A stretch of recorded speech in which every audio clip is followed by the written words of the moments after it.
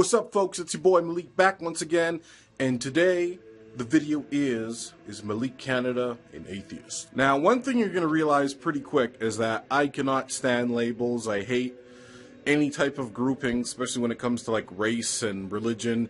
Even gender labels, I think, are completely outdated and silly. That being said, we live in a society where you're either with this group or you're with that group, and you got to wear a label and stuff like that. And I'm always involved in theological discourse. I love to have philosophical conversations with friends and family. And the question always comes up, hey man, you believe in God? You an atheist? Huh? What's up, bro? And to be completely frank, it is not a simple answer at all. In fact, I'm going to let you guys classify me. So Malik, what do you believe? Well, I don't really believe anything. I kind of go where the statistics and the facts lead me.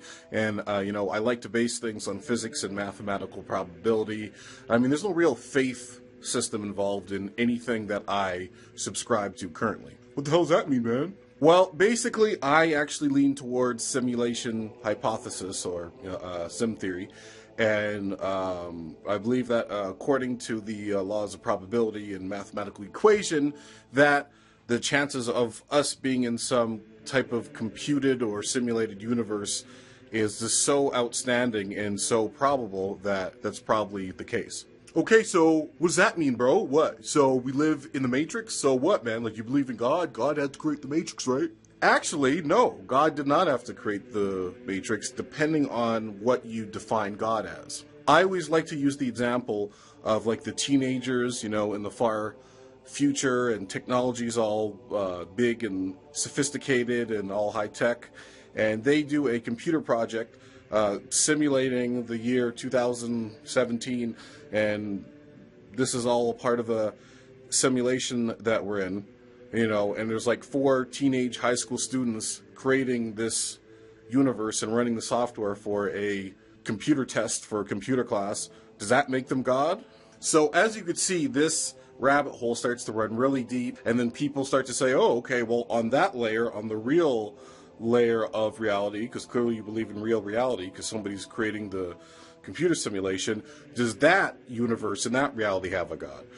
And based on my understanding of the physics of this universe in this world, that it would reflect physics of the real world in the first place, which doesn't need a God and can just kind of self-evolve, just like the laws of physics and quantum physics and, cosmology currently tell us.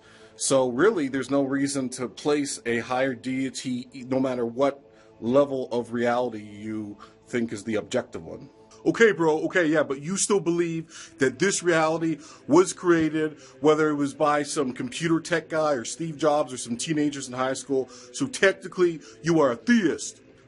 Technically, I guess you could say so, though I would actually be a technical deist, which is sometimes what I put down when I have to fill out profiles, technical deist, because I am definitely not a theist, because I don't believe there's any divine intervention happening whatsoever. There's no reason to. I don't see anything.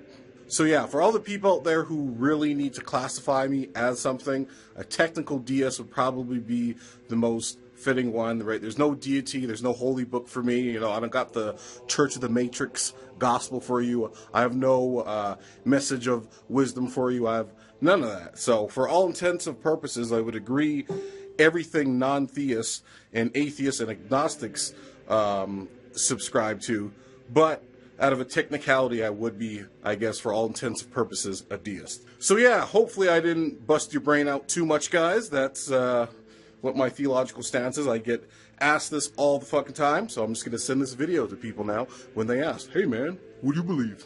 So yeah, Malik Canada. Peace.